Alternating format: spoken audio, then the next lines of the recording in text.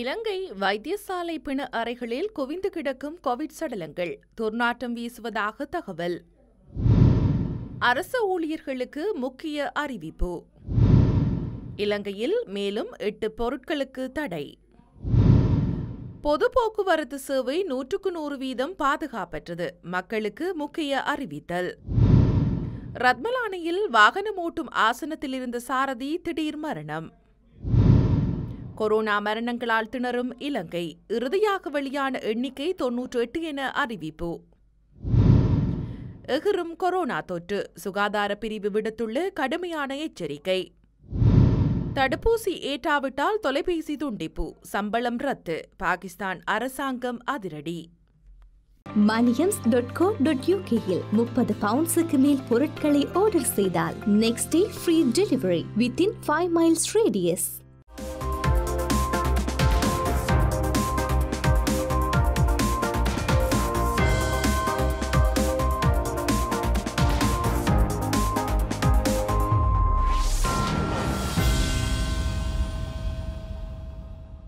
Covid மரணங்களின் எண்ணிக்கை அதிகரித்ததனைத் தொடர்ந்து பாணாந்துறை வைத்தியசாலையின் பிண அறையில் 45 சடலங்கள் குவிக்கப்பட்டுள்ளதாக தென்னிலங்கை ஊடகம் ஒன்று தகவல் வெளியிட்டுள்ளது. அதில் கோவிட் சடலங்கள் 22 வரை உள்ளதாகவும் அவற்றிலிருந்து துர்நாற்றம் வீசுவதாகவும் குறிப்பிடப்படுகின்றது. பிண அறையின் குளிரூட்டிகளில் திறனுக்கேற்ப சடலங்கள் வைக்கப்பட்டுள்ள நிலையில் ஏனையவற்றை வைப்பதற்கு பிண அறையில் இடமில்லாமையினால் அதற்கு வெளியே வைக்க வேண்டிய நிலைமை ஏற்பட்டுள்ளது. அவ்வாறு வைக்கப்பட்டுள்ள சடலங்களில் பெரும்பான்மையான சடலங்கள் பழுதடைந்து துர்நாற்றம் வீச ஆரம்பித்துள்ளது. இதன் காரணமாக பிரதேசத்தின் சுடுகாடுகளை 24 மணித்தியாலங்கள் முழுவதும் திறந்து வைக்கப்பட்டுள்ளது. சடலங்களை தகனம் செய்வதற்கு நடவடிக்கை எடுக்கப்பட்டுள்ளதாக பிரதேச சுகாதார இயக்குநர் தெரிவித்துள்ளார்.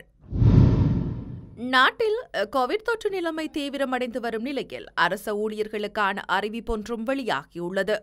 அதன்படி அரசு சேவைகளுக்காக ஊழியர்களை அழைப்பு விடுக்கும் நடைமுறை மீண்டும் திருத்தம் செய்யப்பட்டுள்ளது. இதன் கீழ் எதிர்வரும் திங்கட்கிழமை முதல் அலுவலகங்களுக்கு சேவைக்காக அத்தியாவசியமானவர்களை மாத்திரமே அழைக்க முடியும் என தெரிவிக்கப்படுகின்றது. அலுவலகங்களில் அதிகபட்சமாக இருக்கக்கூடிய ஊழியர்களின் எண்ணிக்கையை அதன் பிரதானியே தீர்மானிக்க வேண்டும் என ராணுவ தளபதி ஜெனரல் சவேந்திர சில்வா தெரிவித்துள்ளார். மேலும் செப்டம்பர் மாதம் 1ஆம் தேதி வரையில் அனைத்து அரசு நிகழ்வுகளும் ஒத்திவைக்கப்பட்டுள்ளதாகவும் சுட்டிக்காட்டப்பட்டுள்ளது. சுற்றுச்சூழலுக்கு தீங்கை ஏற்படுத்தும் மேலும் 8 பொருட்களை தடை செய்வது தொடர்பான அமைச்சரவை பத்திரத்தை அமைச்சரவையில் சமர்ப்பிக்க உள்ளதாக சுற்றாடல் அமைச்சர் மஹிந்த அமரவீர தெரிவித்தார். நாடாளுமன்றத்தில் நேற்று நடைபெற்ற சுற்றாடல் துறை அமைச்சரவர் ஆலோசனைக் கூட்டத்திலேயே அமைச்சர் இவ்வாறு தெரிவித்தார். பொலித்தீன் பைகள், பிளாஸ்டிக் இடியப்பத்தட்டு, கோப்பைகள், கரண்டிகள் உட்பட மேலும் 8 பொருட்களை தடை செய்யப்பட்டுள்ளன. உணவை பொதியிடுவதற்கு பயன்படுத்தப்படும் பொலித்தீன் தாள்களை தடை செய்யும் சட்டம் எதிர்வரும் செப்டம்பர் 1ஆம் தேதி முதல் கடுமையாக நடைமுறைப்படுத்தப்படும் என்று அமைச்சர் இங்கு வலியுறுத்தினார். இது தொடர்பான சுற்றி வளைப்புகளை அதிகரிக்குமாறும் அவர் அதிகாரிகளுக்கு பணிப்புரை விடுத்தார். தற்போதைய கோவிட்-19 தொற்று நோய் நிலையில் பயன்படுத்தப்படும் முகக்கவசங்கள் உரிய முறையில் அகற்றப்படாமை காரணமாக சமூகத்தில் சுற்றாடல் பிரச்சினை ஏற்பட்டிருப்பதாக நாடாளுமன்ற உறுப்பினர் மதுர விதானகே இங்கு சுட்டிக்காட்டினார். பயன்படுத்திய முகக்கவசங்களை உரிய முறையில் அகற்றுவது தொடர்பில் ஒழுங்கு விதியொன்றை அறிமுகப்படுத்த இருப்பதாகவும் இது ஏற்கனவே தயாரிக்கப்பட்டு சுகாதார அமைச்சின் அனுமதிக்கு அனுப்பி வைக்கப்பட்டிருப்பதாகவும் மத்திய சுற்றாடல் அதிகார சபை தெரிவித்தது. முகக்கவசங்களை அகற்றும் போது பொதுமக்கள் மிகவும் அவதானமாக செயற்பட வேண்டும் என்றும் அமைச்சர் குறிப்பிட்டார். பொது போக்குவரத்து சேவையில் சுகாதார பாதுகாப்பு அறிவுறுத்தல்கள் முழுமையாக பின்பற்றப்படுகின்றதா என்பது தொடர்பில் கண்காணிக்க பாதுகாப்பு தரப்பினர் சேவையில் ஈடுபடுத்தப்பட்டுள்ளார்கள். பொதுமக்களும் பொறுப்புடன் செயற்பட வேண்டும் என்று போக்குவரத்து மற்றும் சமுதாய சேவைகள் ராஜாங்க அமைச்சர் திலும் அமுனுகம தெரிவித்துள்ளார். அரசாங்க தகவல் திணைக்களத்தில் நேற்று இடம்பெற்ற ஊடகவியலாளர் சந்திப்பில் கலந்து கொண்டு கருத்துரைக்கையில் மேற்கண்டவாறு குறிப்பிட்டார். அவர் மேலும் குறிப்பிடுகையில் மாகாணங்களுக்கு மாகாணங்களுக்கிடையில் போக்குவரத்து முடக்குவதால் எவ்வித பயனும் ஏற்படாது. அனைத்து மாகாணங்களிலும் COVID-19 வைரஸ் தாக்கம் செலுத்தியுள்ளன. அனைத்து சவால்களையும் வெற்றி கொள்ள வேண்டிய நிலை காணப்படுகிறது. மாகாணங்களுக்கிடையிலான பொது போக்குவரத்து சேவையினை முடக்கினால் பொதுமக்கள் பெருமளவில் பாதிக்கப்படுவார்கள். தற்போதைய நெருக்கடியான சூழ்நிலையில் பொது போக்குவரத்து சேவை 100% பாதுகாப்பற்ற தன்மையில் காணப்படுகின்றது. கடந்த காலங்களில் இடம்பெற்ற ஒரு சில பொறுப்பற்ற செயற்பாடுகளின் காரணமாக COVID-19 வைரஸ் தாக்கம் மீண்டும் தீவிரமடைந்துள்ளது. பொது போக்குவரத்து சேவையில் முன்னெடுக்கப்பட வேண்டிய சுகாதார பாதுகாப்பு அறிவுறுத்தல்கள் முழுமையாக பின்பற்றப்படுகின்றதா என்பது தொடர்பில் கண்காணிக்க பாதுகாப்பு தரப்பினர் சேவையில் ஈடுபடுத்தப்பட்டுள்ளார்கள். கொழும்பு நகரில் காலை மற்றும் மாலை வேளைகளில் அலுவலக, புகையிரத மற்றும் பேருந்து சேவைகளில் இவ்வாறான பிரச்சினை நிலவுகின்றது என்றார். ரத்மலானையில் கொள்கலன் ட்ரோலி ஒன்றிற்குள் சாரதி ஒருவர் உயிரிழந்த நிலையில் சடலமாக மீட்கப்பட்டுள்ளார். ரத்மலானை சுமங்கல வீதியிலுள்ள பிரதான ஆயுர்வேத தயாரிப்பு நிறுவனத்திற்கு பொருட்கள் கொண்டு சென்ற சாரதியே இவ்வாறு உயிரிழந்துள்ளார். இவ்வாறு உயிரிழந்தவர் புலத்சிங்கல கோவில் வீதி பிரதேசத்தை சேர்ந்த 59 வயதுடையவர் என குறிப்பிடப்படுகின்றது. நேற்று முன்தினம் இரவு சம்பவ இடத்திற்கு வந்த கொள்கலன் ட்ரோலியின் சாரதி வாகனத்தில் ஓய்வெடுத்துக் கொண்டிருந்தார். எப்படி இருப்பினும் நேற்று காலை அவரை அழைத்தபோது எழுந்திருக்காமையினால் கல்கிஸ்ஸி போலீசாரிடம் முறைப்பாடு செய்யப்பட்டது.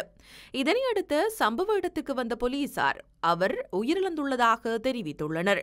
உயிரிழந்தவருக்கு கோவிட் பரிசோதனை மேற்கொள்வதற்காக சடலம் கலுபோவில வைத்தியசாலைக்கு கொண்டு செல்லப்பட்டுள்ளதாக போலீசார் தெரிவித்துள்ளனர். நாட்டில் மேலும் 98 பேர் கொரோனா தொற்றுக்குள்ளாகி உயிரிழந்துள்ளதாக சுகாதார சேவைகள் பணிப்பாளர் நாயகம் உறுதிப்படுத்தியுள்ளார். இதற்கமைய நாட்டில் கொரோனா தொற்றுக்குள்ளாகி உயிரிழந்தோர் எண்ணிக்கை 4919 அதிகரித்துள்ளது. இதேவேளை நாட்டில் மேலும் 882 பேருக்கு கொரோனா தொற்று உறுதிப்படுத்தப்பட்டுள்ளதாக ராணுவ தளபதி ஜெனரல் சவேந்திர சில்வா தெரிவித்துள்ளார். இவர்கள் அனைவரும் புதுவருட கோவிட் கொத்தனையுடன் தொடர்புடையவர்கள் என அவர் மேலும் தெரிவித்தார். இதற்கமைய இன்றைய தினத்தில் இதுவரையில் 2792 பேருக்கு தொற்று உறுதிப்படுத்தப்பட்டுள்ளது. அதன்படி இந்நாட்டு மொத்த கோவிட் தொற்றாளர்களின் எண்ணிக்கை 3,24,221 அதிகரித்துள்ளதாக அரசாங்க தகவல் திணைக்களம் குறிப்பிட்டுள்ளது. நாட்டில் கோவிட் தொற்றாளர்களின் எண்ணிக்கை தீவிரமாக அதிகரித்து வருகின்றது. இதன் பாரதூர தன்மையை கருத்தில் கொண்டு திருமணம், மரண சடங்கு, அரசு உத்தியோகத்தர்களை பணிக்கு அளித்தல் உள்ளிட்ட விடயங்கள் தொடர்பில் சில முக்கிய தீர்மானங்களும் எடுக்கப்பட்டன. எவ்வாறிருப்பினும் தற்போது சகல மாவட்டங்களிலும் அசாதாரணமான வகையில் தொற்றாளர்கள் இனங்காணப்படுவதால் அடுத்த 2 வாரங்களில் நாடு பாரதூரமானதொரு நிலைக்கு செல்லும் என்று சுகாதார தரப்பினர் எச்சரித்துள்ளனர்.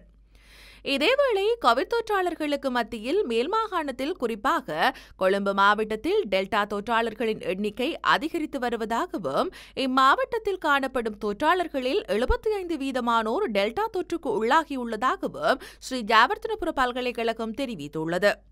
2 தடுப்பூசிகளை ஏற்றுக்கொண்டாலும் அரசாங்கம் கட்டுப்பாடுகளை விதிக்கும் வரை பார்த்துக் கொண்டிருக்காமல் மக்கள் தமக்கு சுய கட்டுப்பாடுகளை விதித்துக் கொள்ள வேண்டும் என சுகாதார தரப்புகள் அறிவுறுத்தியுள்ளன. இலங்கை பொது சுகாதார பரிசோதகர் சங்கத்தின் தலைவர் உபில் ரோகன கோவிட் நிலைமை தொடர்பில் தெரிவிக்கையில், கீழ்மட்டத்தில் காணப்படுகின்ற நிலைமை மிகவும் அபாயமுடையதாகவும் கவலைக்குரியதாகவும் உள்ளது. நாட்டில் சகல மாவட்டங்களிலும் அசாதாரணமான வகையில் தொற்றாளர்கள் இனங்காணப்படுகின்றனர். கீழ்மட்டத்திலிருந்து அவதானிக்கும் போது எதிர்வரும் 2 வாரங்களில் இந்த தொற்றாளர்களின் எண்ணிக்கையானது சுகாதார கட்டமைப்பிற்கு கட்டுப்படுத்த முடியாத அளவிற்கு, சிகிச்சையளிக்க முடியாத அளவிற்கு அதிகரிக்கும். இந்த நிலைமை முன்னரே நாம் சுட்டிக்காட்டியிருந்தோம். 1 மாதத்திற்கு முன்னரே நாட்டில் இவ்வாறானதொரு நிலைமை ஏற்படக்கூடும் என நாம் எச்சரித்திருந்தோம் என்று தெரிவித்துள்ளார். தடுப்பூசி செலுத்திக் கொள்ளாவிட்டால் செல்போன் இணைப்பு துண்டிக்கப்படும் என பாகிஸ்தான் அரசாங்கம் அறிவித்துள்ளது. பாகிஸ்தானில் இதுவரையில் 10,58,405 பேர் கொரோனாவினால் பாதிக்கப்பட்டுள்ளனர். 9,54,711 பேர் மீண்டுள்ளனர். 23,702 பேர் உயிரிழந்துள்ளனர். இந்த நிலையில் அங்கு தடுப்பூசி போடும் நடவடிக்கை முடுக்கிவிடப்பட்டுள்ளது. அங்கு கூடுதலான எண்ணிக்கையில் தடுப்பூசி கொள்முதல் செய்யப்பட்டு முகாம்களில் இருப்பு வைக்கப்பட்டுள்ளது. விதிக்கப்பட்டுள்ளது. தடுப்பூசிக்கு தட்டுப்பாடு இல்லை என்று பாகிஸ்தான் சுகாதார அமைச்சகம் அறிவித்துள்ளது. இதற்கிடையே தடுப்பூசி செலுத்திக் கொள்ளாவிட்டால் செல்போன் இணைப்பு துண்டிப்பு, அலுவலகம் வர அனுமதி மறுப்பு, சம்பளம் கிடையாது, ஹோட்டல்கள் மற்றும் வணிக வளாகங்களில் நுழைய அனுமதி ரத்து என அதிரடி நடவடிக்கைகளால் மக்கள் தடுப்பூசி போடுவதில் ஆர்வம் காட்டுகின்றனர். தடுப்பூசி முகாம்களில் மணிக்கணக்கில் காத்து நின்று அவர்கள் தடுப்பூசி போட்டுக் கொள்வதாக அங்கிருந்து வரும் தகவல்கள் கூறுகின்றன.